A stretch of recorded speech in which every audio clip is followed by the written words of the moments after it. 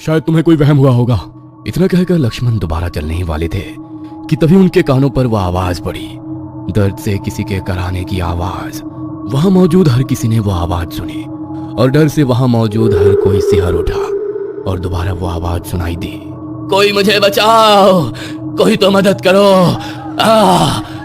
जोर जोर से रोने की आवाज उस जंगल के सन्नाटे को चीरते हुए चारों दिशाओं में फैलने लगी। अब आगे कोई है, अरे भाई बचाओ मुझे यहाँ से निकालो। उस आवाज को सुनकर लक्ष्मण ने अपने साथी के हाथ से मशाल ली और उस आवाज की तरफ चल ही रहे थे कि तभी सत्तू ने उनका हाथ पकड़ा। लक्ष्मण ने बिना बोले इशारे से ही सवाल किया। सत्येंद्र ने अपनी उंगली मुंह पर रखते हुए ना में गर्दन हिलाकर चुप रहने को कहा। सत्येंद्र के इशारे से सभी के चेहरे पर तनाव फैल गया। सत्तू ने बाकी साथियों की तरफ देखकर हाथ से ही चुप रहने का इशारा करते हुए सबकी गिनती करने लगा। लक्ष्मण कुछ भी समझ नहीं पा रहे थे, वह हैरानी से वहां मौजूद हर किसी की तरफ देख रहे थे। तभी सत्तू ने सभी को नजदीक आने को कहा। सभी एक गोल सर्कल में आ गए। सत्येंद्र ने दबी आवाज में सबकी तरफ देखते हुए कहा, हम जितने लोग गांव से आए थे वो सभी यहाँ पर मौजूद है, यानी वो जो कोई भी है वो हम में से नहीं है। लक्ष्मण ने सत्तू की तरफ देखकर कहा, मतलब साफ है ये एक छलावा है। अब यहाँ से जल्द निकलना होगा, क्योंकि अगर उसने हमारा रास्ता भटका दिया तो सुबह तक हमारी लाशें भी गांव वालों को नहीं मिलेगी। सबने एक दूसरे की तरफ देखकर हाँ में गर्दन हिलाई और चुपचाप उस संकरी सड़क से चलने लगे। अब वो आवाज धीरे धीरे तेज होने लगी। लग रहा था जैसे कोई गुस्से से उन्हें पुकार रहा है, कहां जा रहे हो मुझे छोड़कर, अरे मेरी मदद करो, मुझे बचाओ। पर किसी ने उस आवाज की तरफ ध्यान नहीं दिया। वे आगे बढ़ते हैं पर वो आवाज लगातार आ रही थी, कभी दाएं तरफ से तो कभी बाईं तरफ से तो कभी उन सभी लोगों के बीच से, पर बिना रुके बिना मुड़े वे चलते रहे। वो जंगल के भीतर जाते रहे और जलती मशाल की आग से निकलने वाले धुएं की लकीर में उनके पीछे अजीब सा आकार लेने लगी। एक पेड़ की टहनी से एक उल्टे लटकते पिशाच की परछाई ने हंसकर दोबारा आवाज लगाई, मुझे नहीं बचाओगे तो तुम भी नहीं बचोगे। वो खौफनाक आवाज जैसे हर तरफ से आ रही थी, पेड़ों के ऊपर से, घनी झाड़ियों से, पीछे दिखने वाली काली सुनसान सड़क से, पर बिना रुके सभी जंगल के भीतर जाने लगे। अब वो आवाज आना बंद हो गई और सब कुछ शांत हो गया। चलते हुए सब एक खाली जगह पर आकर रुक गए कि तभी पीछे उस जंगल से वही डरावनी चीख सुनाई दी और एक आवाज, आखिरकार बच ही गए, मुझसे तो बच गए पर वहां से कैसे बचोगे। और एक खौफनाक हंसी जंगल के सन्नाटे को चीरते हुए आसमान में गूंजने लगी, जिससे सब कुछ थर्रा उठा। सब लोग समझ चुके थे कि वे अब भूतिया जाली के बीच मौत के शिकंजे में पहुंच चुके हैं। अब जंगल इतना घना हो गया कि रास्ते के बीच में आने वाली पेड़ों की टहनियां काटते हुए वे आगे बढ़ने लगे। पूरे इलाके में नुकीले कांटों से भरी घनी झाड़ियां, ऊंचे ऊंचे बरगद के वृक्ष जिन्होंने सब कुछ ढक दिया था। लक्ष्मण और सत्तू ने कमर के चमड़े के पट्टे से बंधे अपने अपने हथियार निकाले और पेड़ की टहनियां काटते हुए अपने दल के लोगों के लिए रास्ता बनाते हुए आगे बढ़ने लगे। उनके पीछे दबे कदमों से चलते हर किसी के चेहरे पर तनाव साफ साफ नजर आ रहा था। चलते चलते वे काफी भीतर तक आ गए। मशाल की रोशनी में उन्हें जंगली जीव दिखाई दे रहे थे। कभी पेड़ पर लटकता एक अजगर दिखाई देता तो कभी सर्र सर्र आवाज करते हुए उनके पैरों के पास से कोई काला जहरीला सांप तेजी से गुजर जाता। हर कोई संभल कर कदम बढ़ा रहा था, क्योंकि उनके चारों ओर मौत मंडरा रही थी। उनके दल में सबसे पीछे जो मशाल लेकर चल रहा था वो काफी थक चुका था, प्यास भी लगी थी, जिससे गला पूरी तरह से सूख गया था। चलते चलते वो आसपास के इलाके में पानी का झरना तलाशने लगा ताकि पानी पी सके। तभी एकदम से उसके कानों में एक अजीब सी आवाज पड़ी। उसने अपने चलने की रफ्तार थोड़ी कमी की ताकि उस आवाज को ठीक से सुन सके, और वो आवाज सुन उसके कान खड़े हो गए। किसी औरत की खिलखिलाती हुई हंसी की धीमी आवाज उसके कानों पर पड़ने लगी। उसे थोड़ा अजीब लगा, पर बिना रुके वो अपने दल के लोगों के साथ चलता रहा। पर दोबारा एक अजीब सी आवाज ने उसका ध्यान अपनी तरफ खींच लिया। छम छम छम करती पायल की आवाज, जैसे कोई महिला उनके साथ कदम से कदम मिलाकर चल रही थी। वो आवाज पीछे से आ रही थी, इसलिए चलते चलते उसने अपनी गर्दन घुमाते हुए पीछे मुड़कर देखा। वो जिस रास्ते से आ रहे थे, पीछे उसी सड़क पर एक महिला सिर पर पानी से भरा मटका लेकर उनके साथ चल रही थी। उस महिला को देखकर वो आदमी एकदम से वहीं पर रुक गया। इसके साथ वो महिला भी वहीं पर रुक गई। दोनों एक दूसरे को ही देख रहे थे। अपने हाथ में पकड़ी जलती मशाल की रोशनी को आगे करते हुए वो उस महिला को ठीक से देखने लगा। वो महिला उससे 20-25 कदमों की दूरी पर होगी। हरे रंग की नौवारी साड़ी पहने उस महिला ने सिर पर पल्लू इस तरह से ले रखा था जिससे उसका आधा चेहरा एक तरफ से ढका जाए नाक में चमचमाती चांदी की नथुने, हरे रंग की चूड़ियां हाथों में खनक रही थी। हल्के से मुस्कुराते हुए उस औरत ने कहा, लगता है काफी दूर का सफर तय करके यहाँ तक आए हो। हाँ, काफी दूर से आए हैं। काफी थक गए होंगे ना? हाँ, पर तुम कौन हो और इस घने जंगल में क्या कर रही हो? तब उस महिला ने अपना नाम सुगंधा बताया और वो यहाँ पानी लेने आई है बताई। कहते हुए वो महिला उसकी आंखों में देखने लगी। उस महिला की नीली आंखों में देखते हुए वो आदमी जैसे सम्मोहित हो रहा था। तो पानी पियोगे? उस औरत की आवाज में अजीब सी मिठास थी जिससे वो उसकी तरफ खींचा चला जा रहा था। उसकी आंखों में देखते हुए उस औरत ने फिर से पानी के लिए पूछा। उसने हाँ में गर्दन हिलाई और उस महिला की तरफ चलने लगा। उस महिला की खिलखिलाती हंसी उसके कानों में गूंज रही थी। जैसे जैसे वो आगे बढ़ने लगा, वो महिला पीछे पीछे सरकते हुए हल्के हल्के मुस्कुराने लगी।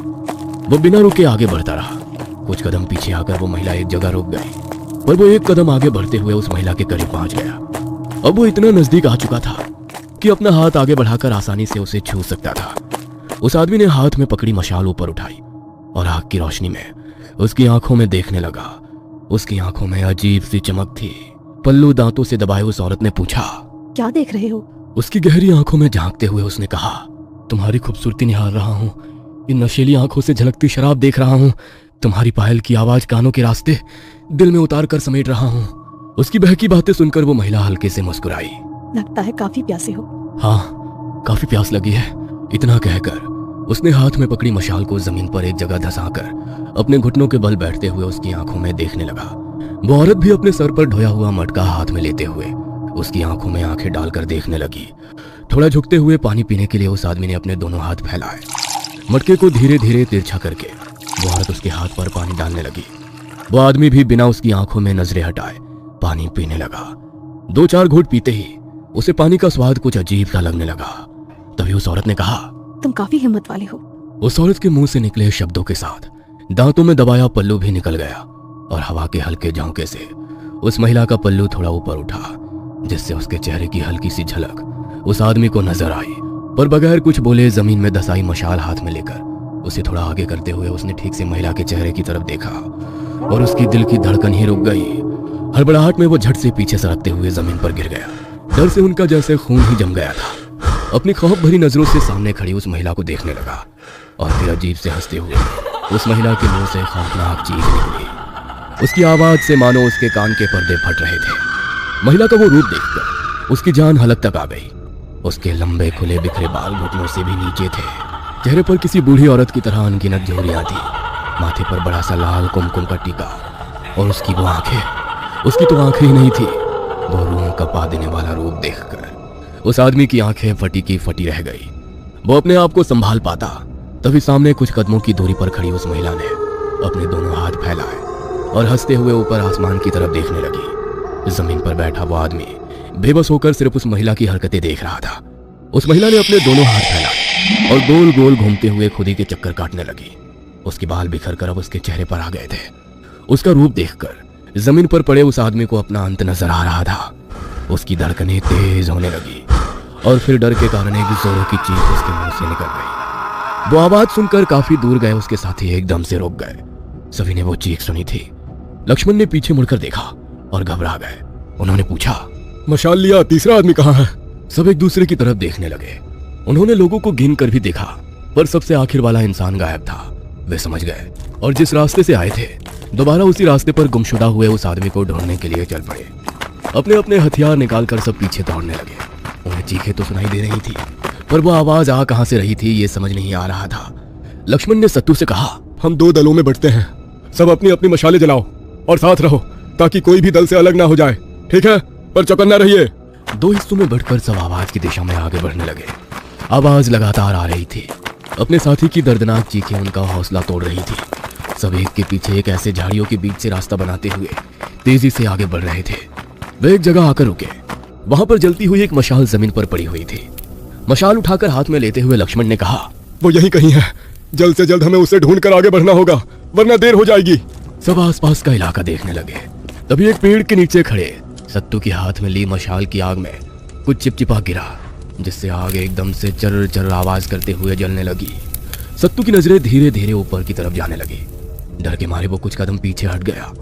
किसी चमगादड़ की तरह उनका वो साथी पेड़ की टहनी से उल्टा लटका हुआ था। एक अजीब सी डरावनी आवाज में उसने कहा, बड़ा लंबा सफर तय करके आए हो तुम लोग। काफी थक गए होगे ना? कौन हो तुम? मैं कौन हूँ ये छोड़ो।